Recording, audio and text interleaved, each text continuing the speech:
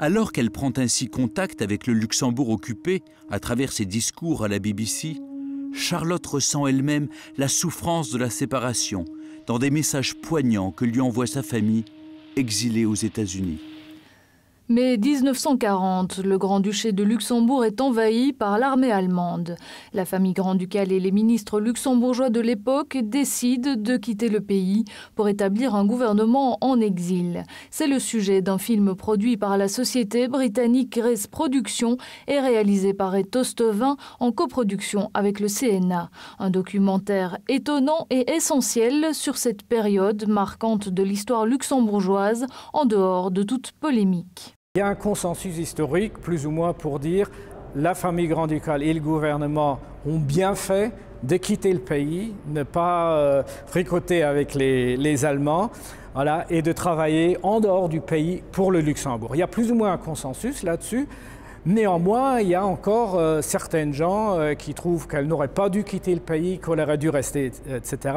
Donc un peu, cette discussion, on l'a dans le film quand même, tout en insistant quand même sur notre point de vue, c'est effectivement, ils ont bien fait et ils ont également très bien travaillé. Et ça, c'est, disons, le cœur du film. Qu'est-ce que la Grande-Duchesse et le gouvernement ont fait pendant leur exil pour le Luxembourg? Et ça, c'est le point central du film. Le film explore cette partie de l'histoire méconnue des jeunes générations en fournissant des interviews exclusives de témoins de l'époque et d'historiens, ainsi que des images d'archives inédites. With Winston Churchill seems to me that he had a friendship with the Grand Duchess as well. The relationship with FDR started off. On est fiers d'avoir quand même trouvé beaucoup, et ça a été relevé beaucoup par la presse aussi, beaucoup d'archives intéressantes et qu'on a jeté également un regard sur certains points qui étaient très peu connus, certes de certains historiens, mais très peu connus du public luxembourgeois, notamment la relation de la Grande-Duchesse Charlotte avec Roosevelt.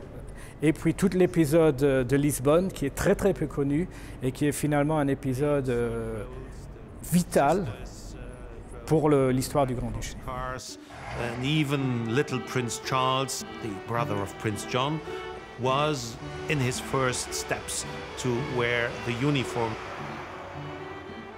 On a finalement très peu collaboré avec la famille grand-ducale.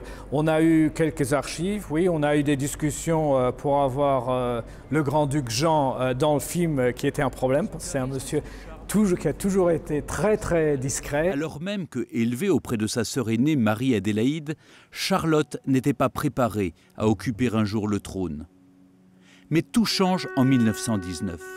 Le règne controversé. C'est un spécialiste des têtes couronnées européennes qui a prêté sa voix pour faire les commentaires en français, Stéphane Bern. Oui, le film a été tourné en fait par partie anglais, partie luxembourgeois. Et puis on a dû faire les différentes versions. Et voilà, quand on a pensé à la version française, on a fort logiquement pensé à Stéphane Bern, qui est non seulement intéressé par les familles grand-ducales, mais en plus royales, hein, mais qui est en plus un grand ami de la famille luxembourgeoise. Donc il n'y a pas eu de grosses discussions là-dessus. Il était très collaboratif, très gentil, voilà.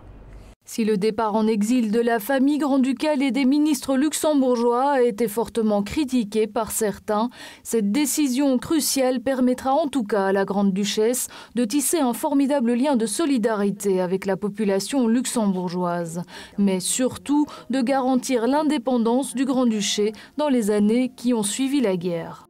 She went into the palace, then showed herself on the balcony, and then it was frenzy. I can say it was the most intense moment of our history.